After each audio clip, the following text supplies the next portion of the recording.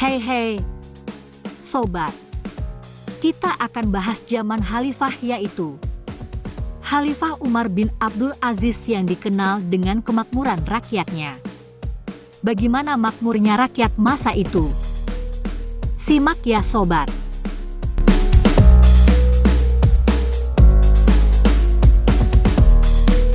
Umar bin Abdul Aziz, atau juga disebut Umar II, adalah khalifah yang berkuasa dari tahun 717 sampai 720. Umar berasal dari Bani Umayyah cabang Marwani. Dia merupakan sepupu dari khalifah sebelumnya, Sulaiman. Republika Co.id, Madinah Al-Kisah. Di era kepemimpinan Umar bin Abdul Aziz, Khalifah dinasti Umayyah mengutus seorang petugas pengumpul zakat, Yahya bin Sa'id, untuk memungut zakat ke Afrika. Setelah memungutnya, saya bermaksud memberikannya kepada orang-orang miskin. Namun, saya tidak menjumpai seorang pun, ujar Yahya. Pada era itu, Khalifah Umar bin Abdul Aziz telah mengentaskan rakyatnya dari kemiskinan. Semua rakyatnya hidup berkecukupan. Akhirnya, saya memutuskan untuk membeli budak liter, lalu memerdekakannya. Kisah Yahya bin Sa'id. Kemakmuran umat ketika itu tak hanya terjadi di Afrika, tetapi juga merata di seluruh penjuru wilayah kekuasaan Islam seperti Irak dan Basrah.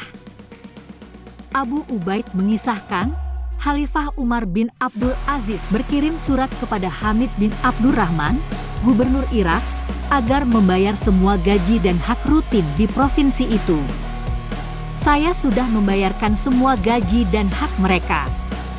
Namun, di Baitul Mal masih terdapat banyak uang, tutur sang gubernur dalam surat balasannya. Khalifah Umar lalu memerintahkan, carilah orang yang dililit utang tetapi tidak boros. Berilah dia uang untuk melunasi utangnya.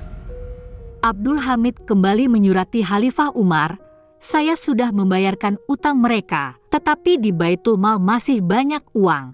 Khalifah lalu memerintahkan lagi, kalau begitu bila ada seorang lajang yang tidak memiliki harta lalu dia ingin menikah, nikahkan dia dan bayarlah maharnya.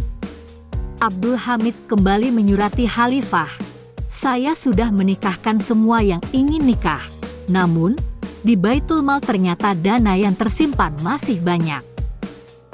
Khalifah Umar lalu memberi pengarahan, carilah orang yang biasa membayar jizyah dan haraj.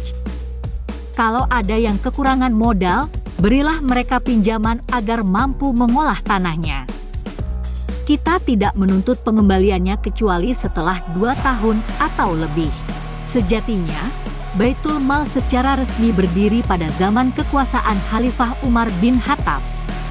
Namun, cikal bakalnya sudah mulai dikenal sejak zaman Rasulullah Shallallahu Alaihi Wasallam.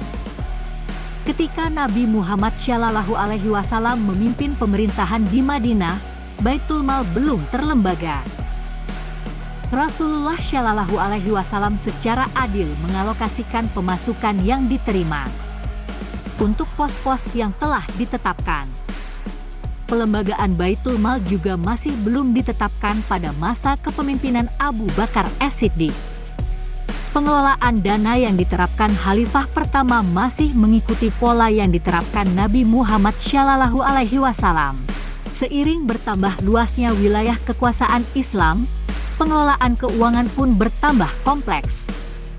Atas dasar pertimbangan itulah, Khalifah Umar bin Khattab memutuskan untuk melembagakan Baitul Mal menjadi lembaga formal.